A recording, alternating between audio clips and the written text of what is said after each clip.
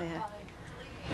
They're both analysts who've been with us almost since the beginning. She made her fortune producing television shows. Now, Pippa Scott is turning her personal vision into reality, the only archive of its kind in the world. This started really in 1993 when we were first summoned to help with a couple of human rights organizations that needed help with the visual evidence of conflict. Scott helped the UN's International War Crimes Tribunal track down human rights abusers in the former Yugoslavia. Now her institute collects and preserves reels of film and stacks of videotape from around the world, irrefutable evidence of crimes against humanity. The series called Death of Yugoslavia. Her archivists spend hours each day poring over images of torture, massacre, and genocide. The first day I walked in the door, we were dubbing in this room, they were dubbing in this room a tape of, that were just all these naked male corpses on cold tables. And I just walked in and thought, oh, how can I do this? Ann Herringer became the Institute's director, and its mission Can you became rewind her that shot? quest to make the world aware. Wow. That's the part that people are going to read. The work here can be gruesome. Svetlana Topavchevich relives memories of atrocities in her Srebrenica homeland as she catalogues the videotape, yet she cannot turn away. Everybody contributes to history, to what's going on. The Institute's work of writing some of history's worst chapters has only begun. The best answer I can give for that is that which was stated by a State Department employee when Pip and I were there last. He said something I will never forget. He said, unfortunately, genocide is a growth industry. In Los Angeles. The conflict in Kosovo has opened our eyes to the atrocities that humans sometimes commit in this world. Accusations of ethnic cleansing have earned Slobodan Milosevic an indictment by the International War Crimes Tribunal. But Kosovo is not the only place where such brutality occurs. The International Monitor Institute has been documenting human atrocities for years and helps world organizations like the UN create film and video databases relating to humanitarian law violations. Actress and producer Pippa Scott is the Institute's founder. She joins us now from Los Angeles. Pippa, why did you get involved in something like this?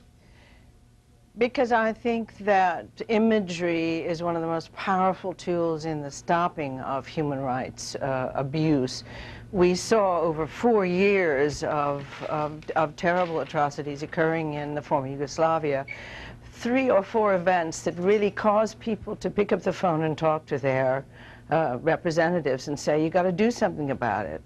Let's take a look at some of the pictures that you shot there. These were taken where? I must say, we collect material that comes from all different sources. This is not particularly material that we have shot ourselves, but rather from broadcasters, from journalists, from organizations, NGOs, from the police, from the very governments who are parties to the conflict, from the UN, from organizations like that. We are a center in which all of this material comes together under one roof, a kind of one-stop shopping for journalists, for public policy officials, for students, for historians, etc. All of these pictures are material that have come from the former Yugoslavia.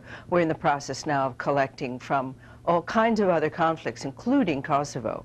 We're at work on the Thai-Burma border, we're at work in Cambodia, we're doing work in Iraq, etc. So it's not, we couldn't possibly be filming this ourselves. This is all material that is given to us by photographers and by broadcasting organizations such as yours. It seems to me you didn't mention their use in court. Are these able to be used as evidence? Our material is not. We're not permitted to give it out, but what we can do is point the way for jurists and legal investigators as to who owns the copyright on this material and let them go directly to the photographers and to the cinematographers, to the broadcasters, and that's exactly what happens. We're not allowed under copyright restrictions to copy this material and give it to anyone. But we can tell them that it exists, we can tell them that it's available, and lots of researchers call us. We have a website. It's the International Monitor Institute's, in a short version, emisite.org, because we're a non-profit organization. We have seen some of the pictures as you've been speaking. Those primarily would have come from what? The conflict in Serbia a couple of years ago? Yes, Bosnia? but that comes from all over Bosnia, parts of the Krajina, Croatia, the war in the Balkans that preceded what is going on in Kosovo now. And what are you doing now in Kosovo? More of the collecting? We're doing collecting now, yes, absolutely. And all of this gets digitized and carefully analyzed. We supply to people who want to know about it, who took the photograph, if the photographer wants that known, where they can be located, the date and day of when the material was shot, when it was broadcast, if it was a broadcaster involved. We have arrangements with organizations like ITN and Reuters in which we promise not to give this material out, but we do refer inquirers to the people who are responsible for seeing to it that that material gets into the published domain and is paid for. It sounds like a massive undertaking. Pippa Scott, thank you very much. You're welcome. Thank you. Up next on Fox News Now, airfare wars.